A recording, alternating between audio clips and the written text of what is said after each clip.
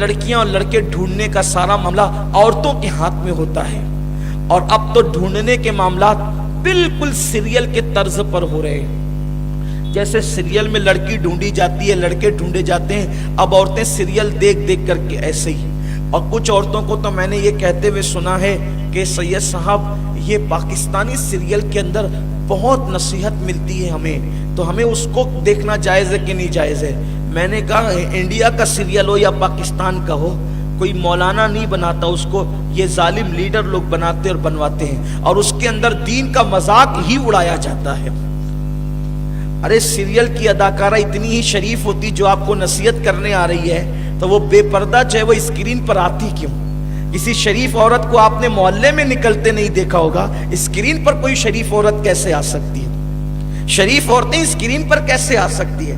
اللہ اکبر۔ اور پھر صرف اسکرین پر نہیں آنا، بلکہ اسکرین پر آ کر لڑکوں سے ہاتھ ملانا، ان کے ساتھ ناجائز تعلقات قائم کرنا، پھر ان کے ساتھ گلے ملنا اور خدا جانے کیا کیا کرنا۔ بولو کیا یہ شرافت ہے؟ میں قوم کی بیٹیوں کو یہ پیغام دینا چاہتا ہوں، سیریل ہندوستان کا ہو یا پاکستان کا ہو، ہم اس کو دیکھنے کی اجازت نہیں دیتے، اس لیے کہ سیریل دیکھ کر زندگی وہ گزارے جس کے پاس مصطفیٰ جان رحمت کی زندگی اور تعلیمات موجود نہ ہو۔ ہمارے نبی نے ہمیں بے سہارا اور یتیم نہیں کیا ہے، حضور نے ہمیں بیت الخلا میں جانے سے لے کر بستر پہ جانے تک کا پورا قانون عطا فرما دیا ہے۔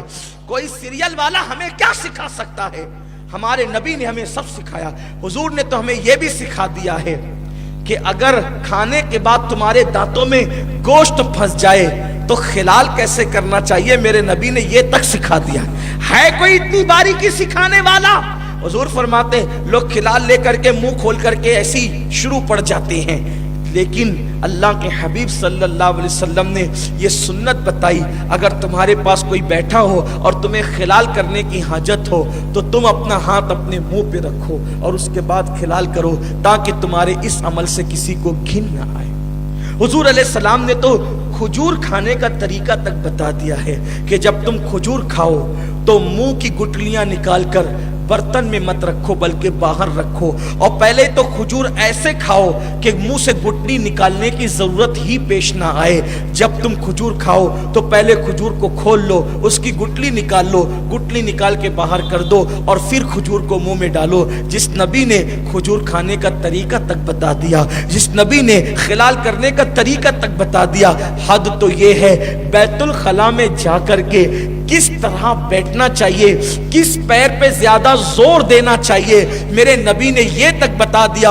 حضور فرماتے ہیں جب تم بیت الخلا میں بیٹھو تو الٹے پیر پہ زور دے کر اپنا وزن ڈال کر کے بیٹھا کرو، اس سے تمہیں اجابت کے اندر آسانی ہوگی۔ بتائیے ہے کسی کی تعلیمات یہ؟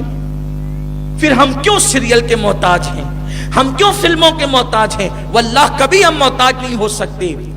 میرے آقا صلی اللہ علیہ وسلم کے پیارے دیوانوں، تو عرض یہ کرنے چلا تھا کہ آج تو سیریلوں کے انداز میں رشتے بھی ڈھونڈے جاتے ہیں اور رشتے طے کیے جاتے ہیں۔ خبردار خبردار، یہ سیریل تمہیں تباہ کرنے کے لیے بنے ہیں، تمہیں آباد کرنے کے لیے نہیں بلکہ تمہیں برباد کرنے کے لیے بنے ہیں۔ میرے آقا صلی اللہ علیہ وسلم کے پیارے دیوانوں، اس لیے سنت کے مطابق رشتے ڈھونڈو، سنت کے مطابق رشتے تلاش کرو، سیریل کے مطابق رشتے تلاش مت کرو۔